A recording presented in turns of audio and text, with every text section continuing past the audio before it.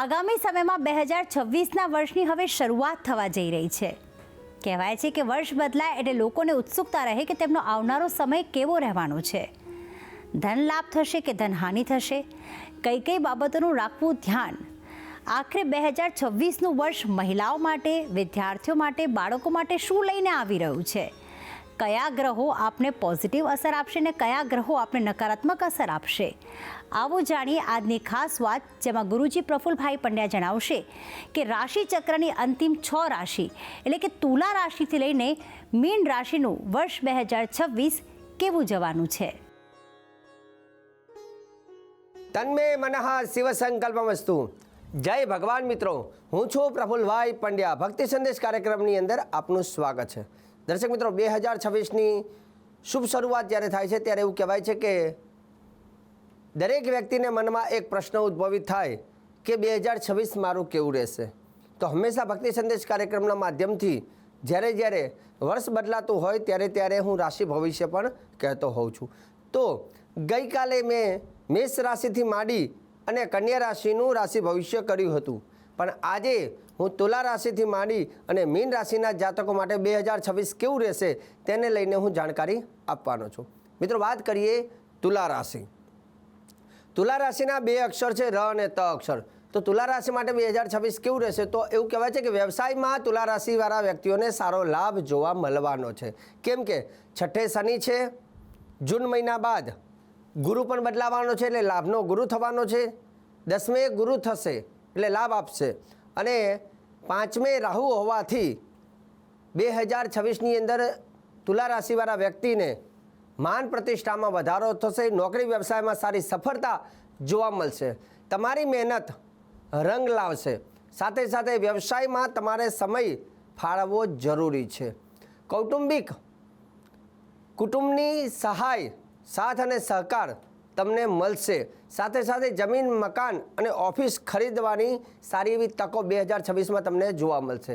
5મે રાહુ છે એટલે સંતાનની તમને ચિંતા સતાવે, સંતાન કોઈ ખોટા માર્ગે ન જાય એનું તમારે ધ્યાન રાખવાનું છે, અને સંતાન સાથે વિવાદ ન થાય એનું પણ ધ્યાન રાખવાનું છે। તમે જો જુગાર અથવા શેરબજાર જેવી વસ્તુમાં હોય તો બને ત્યાં સુધી સાવધાની રાખજો, કેમ કે 5મે રાહુ ક્યાંક તમને નુકસાની આપી શકે છે।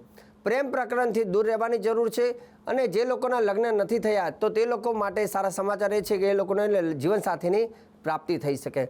કોર્ટ કચેરીમાં સફળતા જોવા મળે। વિદ્યાર્થીઓને એકંદરે સારું રહેશે, પરંતુ વિદ્યાર્થીઓએ પણ પ્રેમ પ્રકરણ કરતાં પોતાના અભ્યાસમાં ધ્યાન આપવાની જરૂર છે। વિદેશ માટે તમે ચાહતા હોય તો વિદેશની તકો તમને જોવા મળશે। બદલી અને પ્રમોશનના યોગ પણ જોવા મળશે। સાથે સાથે ઉપાય શું કરવાનો છે?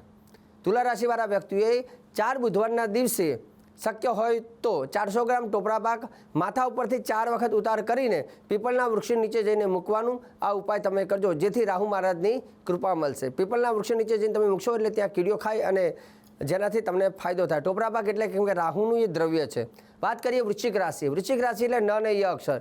વૃશ્ચિક રાશિ માટે 5મે શનિ, જૂન મહિના બાદ 9મે ગુરુ અને રાહુ મહારાજ જે છે 4થે છે, જેથી એમને પણ શેરબજાર, સટ્ટા બજારની વસ્તુથી ધ્યાન રાખવાની જરૂર છે। ખાસ કરીને છાતીના દર્દો કદાચ થાય તો ડૉક્ટરની સલાહ ચોક્કસ લેજો, કેમ કે 4થે તમારે રાહુ છે। સાથે સાથે માતાની બીમારીને લઈને પણ માતાના આરોગ્યનું તમારે ધ્યાન રાખવાની જરૂરિયાત છે।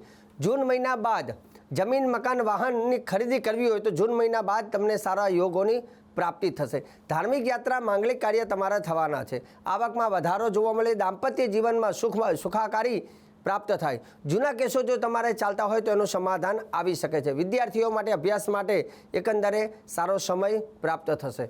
વિદેશને લઈને પણ સારી તકો જોવા મળશે। વૃશ્ચિક રાશિના જાતકોએ ઉપાયની વાત કરીએ તો 8 શનિવારના દિવસે 8 ગરીબોને ભોજન કરાવવું। શક્ય હોય તો 8 શનિવાર આ રીતે કરવા, અને શક્ય હોય તો જીવતો શનિનો રત્ન પણ તમે ધારણ કરી શકો છો, અને કૂતરાને દૂધ પીવડાવવાનું રહેશે। વાત કરીએ ધન રાશિ। ધન રાશિ એટલે ભ, ધ, ફ અને ઢ અક્ષર। ધન રાશિ માટે એવું કહેવાય છે કે 4થે શનિ છે, 8મે ગુરુ થશે જૂન મહિના બાદ, અને રાહુ મહારાજ અત્યારે હાલ 3જે છે। તો નાની પનોતી તમારે ચાલુ છે। નાની પનોતી તમારે અહીંયા ચાલુ છે। જમીન, વાહનની ખરીદી કરવી હોય તો થોડું તમારે સાવધાની રાખવાનું, કેમ કે 4થે શનિ છે એટલે વાહનમાં કોઈ નુકસાની ના આવે, વાહનની અંદર કોઈ તકલીફ ના, અથવા જૂનું કોઈ વાહન ખરીદતા હોય તો ત્યારે પણ કોઈ છેતરપિંડી ના થાય એનું ધ્યાન રાખો. બને ત્યાં સુધી ધનરાશિના જાતકોએ નવું ખરીદવું. સાથે સાથે ધનહાનિથી બચવું અને ભાઈ બહેનોનો સાથ સહકાર તમને પૂરેપૂરો પ્રાપ્ત થશે. આર્થિક બાબતે જોવા જાય તો આખું 2026નું વર્ષ તમારા માટે મિશ્ર ફળ આપનાર બની શકે. વિદ્યાર્થીઓ માટે એવું કહેવાય છે કે વિદ્યાર્થીઓએ ખાસ કરીને અભ્યાસમાં ધ્યાન રાખવાની જરૂર છે, કેમ કે પનોતી અહીંયા તમને ચાલુ છે. જૂન મહિના બાદ દાંપત્ય જીવનમાં વિખવાદ ના થાય એનું તમારે ધ્યાન રાખવાનું છે. અને સાથે સાથે દાંપત્ય જીવનમાં પતિ પત્નીનું એકબીજાનું સાંભળવાનું રાખજો. બીજા કોઈ અન્ય વ્યક્તિઓની વાત સાંભળીને ઘરમાં ક્લેશ કંકાસ ન કરવો જોઈએ. અહીંયા ઉપાયની વાત કરીએ તો શનિ મહારાજનો તમારે રત્ન પહેરવાનો છે, કેમ કે તમારી રાશિની અંદર શનિ મહારાજની પનોતી ચાલુ છે અને પનોતી હંમેશા થોડું અશુભ પરિણામ આપી શકે છે. સાથે સાથે વાત કરીએ મકર રાશિ. મકર રાશિના 2 અક્ષર ખ અને જ અક્ષર. મકર રાશિ માટે એવું કહેવાય છે કે દેવગુરુ બૃહસ્પતિ 7મે જવાનો છે જૂન મહિના બાદ. એટલે જૂન મહિના બાદ માન પ્રતિષ્ઠાની વૃદ્ધિ થશે. ત્રીજે શનિ છે, આર્થિક લાભ તમને ચોક્કસ જોવા મળશે. અને રાહુ મહારાજ કુટુંબ પરિવારમાં હોય એટલે કુટુંબ પરિવારની અંદર ક્યાંક ને ક્યાંક ક્લેશ કંકાસ પરિવારમાં થાય તો મન મોટું તમારે રાખવાની જરૂર છે. ભાઈ બહેનોનો સાથ સહકાર તમને પૂરેપૂરો મળશે. વ્યવસાય અને નોકરીના માર્ગ તમારા ખુલવાના છે. ધનનું આગમન થશે અને ભાગ્ય તમને સાથ આપશે. ધાર્મિક સામાજિક પ્રગતિ થઈ શકે. જમીન મકાન અને ફ્લેટ ખરીદવા માટેના સારા યોગ 2026માં તમને પ્રાપ્ત થશે.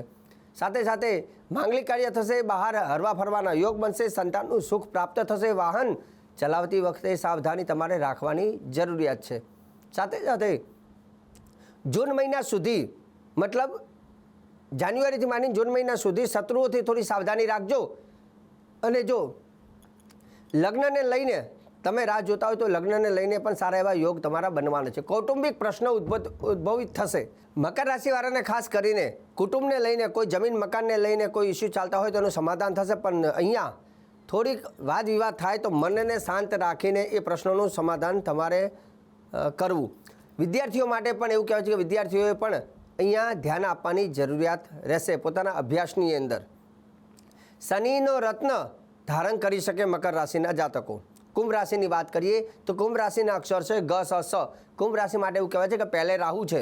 પહેલે રાહુ હોય તો ખાસ કરીને મસ્તકના ભાગની અંદર રાહુ હોય તો માથાના રોગોથી સાવધાની રાખવાની. ગુસ્સો બહુ વધારે આવશે તો ગુસ્સા ઉપર પણ તમારે ધ્યાન રાખવાનું, કેમ કે ઘણી વખત આપણે ગુસ્સો કરીએ ને તો કામ બગડી જાય છે. 5મે ગુરુ છે અત્યારે હાલ, અને જૂન મહિના બાદ 6ઠે થશે. તો અત્યારે હાલ દેવગુરુ બૃહસ્પતિ શરૂઆતના સમયમાં એટલે કે જાન્યુઆરીથી માંડીને જૂન મહિના સુધીમાં તમને સારું શુભ પરિણામ આપશે, જેમાં સંતાનો સાથે પ્રેમની વૃદ્ધિ થાય, સંતાનોનું સુખ તમને પ્રાપ્ત થાય અને વિદેશમાં સંતાનો હોય તો તમને સાથ સહકાર તમને પ્રાપ્ત થાય. પણ જૂન મહિના બાદ તમારે ધ્યાન રાખવાનું છે તમારા શરીરના રોગો, પેટના રોગો, શત્રુઓથી સાવધાની રાખવાની જરૂર છે. બીજે શનિ છે એટલે ખાસ કરીને પરિવારની અંદર તમારું ધન ક્યાંક ખર્ચાળ થશે, મતલબ પરિવાર પાછળ તમારે અહીંયા ધન થોડું ખર્ચાઈ શકે છે. હવે અહીંયા જૂન સુધીનો સમય એકંદરે કુંભ રાશિનો જે જૂન મહિના સુધીનો સમય સારો છે, જેમાં સામાજિક પ્રગતિ જોવા મળે, સંતાનને પ્રેમની વૃદ્ધિ થાય, જીવનસાથીને લઈને, વ્યવસાયને લઈને, જમીન મકાન પ્રોપર્ટી કંઈ ખરીદવું હોય તો આ બધી વસ્તુ માટે એકંદરે સમય તમારા માટે સારો છે. અને જૂન મહિના બાદ થોડું ધ્યાન રાખવાનું છે. દગો, વિશ્વાસઘાત અને ફ્રોડ તમારી સાથે ના થાય એનાથી ધ્યાન રાખવાનું. જૂન મહિના બાદ જુગાર, શેરબજાર, સટ્ટાબજાર, પ્રેમ પ્રકરણ જેવી વસ્તુઓથી તમારે દૂર રહેવાની જરૂર છે. હાડકાના દુખાવા તમને ક્યાંક ને ક્યાંક આવી શકે છે. અભ્યાસને લઈને વિદ્યાર્થીઓ માટે અભ્યાસને લઈને સારી એવી તકો જોવા મળશે. દેશ વિદેશની સારી યાત્રાઓ પણ થશે, પરંતુ ખર્ચાનું પ્રમાણ બહુ વિશેષ થશે, એટલે ખોટા ખર્ચા ન થાય એના ઉપર તમારે ધ્યાન આપવાની જરૂરિયાત છે. ઉપાયની વાત કરીએ તો કુંભ રાશિના જાતકોએ દેવગુરુ બૃહસ્પતિનો જે રત્ન છે એ રત્નને તમારે ધ્યાન રાખવાનું છે. મતલબ દેવગુરુ બૃહસ્પતિનો જે રત્ન છે એને તમારે ધારણ કરવાનો છે. અને શક્ય હોય તો ઓમ ગુરુવે નમઃ, ઓમ ગુરુવે નમઃ તે મંત્રની માળા કરી શકો. કુંભ રાશિ માટે એવું કહેવાય છે કે આ વર્ષ કેવું છે, કભી ખુશી કભી ગમ જેવું છે. મતલબ અડધું શરૂઆતનો સમય એકંદરે ઘણો સારો છે, પણ પાછળનો સમય થોડો તમને ટફ પડી શકે છે. વાત કરીએ મીન રાશિ. રાશિ ચક્રની છેલ્લી રાશિ જેનું નામ છે મીન. મીન એટલે 4 અક્ષર ડ, ચ, જ, થ. તો મીન રાશિ માટે એવું કહેવાય છે કે 12મે રાહુ છે. સાવધાની પહેલી અહીંયા રાખવાની. 12મે રાહુ હોય એટલે 12મું સ્થાનને જ્યોતિષની દ્રષ્ટિએ વ્યય કહેવામાં આવે છે. તો મતલબ તમારું ધન વ્યય ના થાય એનું ધ્યાન રાખવાનું. 12મું સ્થાન છે દાંપત્ય જીવનનું. જો લગ્ન થયા હોય પતિ પત્નીને અણબનાવ ન થાય એનું ધ્યાન રાખવું, કે 12મે રાહુ આયા થઈ શકે. 3જા નંબરની વસ્તુ, 12મું સ્થાનને કોર્ટ કચેરી, જેલ, વાદ વિવાદ, ઝઘડા વગેરે કહેવામાં આવે છે. તો આ બધી બાબતોમાં પણ તમારે ધ્યાન રાખવાનું છે. હવે વાત કરીએ પહેલે શનિ. તો પહેલે શનિ હોય એટલે ખાસ કરીને શરીરની અંદર નાના મોટા રોગો ઉત્પન્ન કરે છે. તો શનિ મહારાજથી સાવધાની રાખવાની છે. હવે દેવગુરુ બૃહસ્પતિની વાત કરીએ તો દેવગુરુ બૃહસ્પતિ શરૂઆતના સમયમાં ચોથે છે અને ત્યાર પછી જૂન મહિના બાદ 5મે છે. દેવગુરુ બૃહસ્પતિ જૂન મહિના બાદ એક સારું તમને ફળ આપી શકે એમ છે. વર્ષની શરૂઆતનો સમય પણ એકંદરે તમારા માટે મતલબ સંતાનને લઈને અને આર્થિક રીતે દેવગુરુ બૃહસ્પતિ શુભ પરિણામ આપે છે, પણ રાહુ અને શનિ તમારા માટે અશુભ પરિણામ આપે છે. જેથી તમારે આવક તો વધશે પણ આવકનો વ્યય ના થાય, ખોટા માર્ગે ના જાય, કોઈ ફ્રોડ ના થાય, કોઈ જગ્યાએ કોઈ સ્કીમમાં તમે ભરાઈ ના જાઓ. આ બાબતોનું ધ્યાન રાખવાનું છે.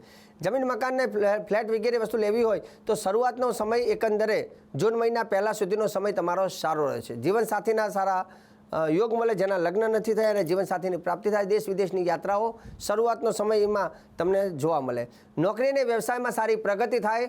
સાથે જૂન મહિના બાદનો જે સમય છે એમાં વધારે મુશ્કેલી આવવાની છે, જેમાં આરોગ્યનું સૌથી વધારે ધ્યાન રાખવાનું. એમાંય પણ વાયુની તકલીફ જે લોકોને રહેતી હોય એ લોકોએ ખાસ, બીપીની તકલીફ રહેતી હોય એ લોકો ખાસ. બીજા નંબરની વસ્તુ, 12મે રાહુ હોય એટલે બને ત્યાં સુધી તમારે વાદ વિવાદ તો નથી કરવો, પણ કોઈનો વાદ વિવાદ ઝઘડા ક્લેશ કંકા ચાલુ હોય એની અંદર તમારો સમય નહીં ફાળવતા. નહીં તો સમય આપણો ખરાબ હોય એટલે હંમેશા કંઈ પણ ઘટના હોય એનું બધું જ આપણા ઉપર આવતું હોય છે. તો એ વાતનું તમારે ધ્યાન, કેમ કે તમે ઓલરેડી પનોતીમાં તમે છો, કેમ કે શનિ મહારાજની 7.5 પનોતીમાં તમે છો, એટલે તમારે પનોતીમાં સાવધાની રાખવાની, ગુસ્સાનો ત્યાગ કરવાનો છે. વિદ્યાર્થીઓ માટે એકંદરે પ્રગતિકારક રહી શકે. વિદ્યાર્થીઓ માટે એકંદરે સમય સારો છે. ઉપાયની વાત કરીએ તો અહીંયા મીન રાશિના જાતકોએ રાહુ મહારાજ અને શનિ મહારાજનું રત્ન ધારણ કરી શકે છે. અને સાથે સાથે શક્ય હોય તો બુધવારના દિવસે 4 ગરીબોને ભોજન, 4 વ્યક્તિઓને ભોજન કરાવવું. જે ગરીબ હોય, જે પરિસ્થિતિ નબળી હોય એવા વ્યક્તિઓને તમારે બુધવારના દિવસે ભોજન કરાવવું. અને શનિવારના દિવસે હનુમાનજી મહારાજના ચરણમાં જઈને તેલ અર્પણ કરવાથી એવું કહેવાય શનિ દોષમાંથી મુક્તિ મળે છે. તો દર્શક મિત્રો, આ હતો 2026નું રાશિ ભવિષ્ય. અને આગળ પણ ભક્તિ સંદેશ કાર્યક્રમની અંદર હું પ્રફુલ્લ પંડ્યા આવી જાણકારી આપતો રહીશ. કાર્યક્રમ જોવાનું ચૂકતા નહીં. મને આપી દો હવે તમે રજા. જય ભગવાન.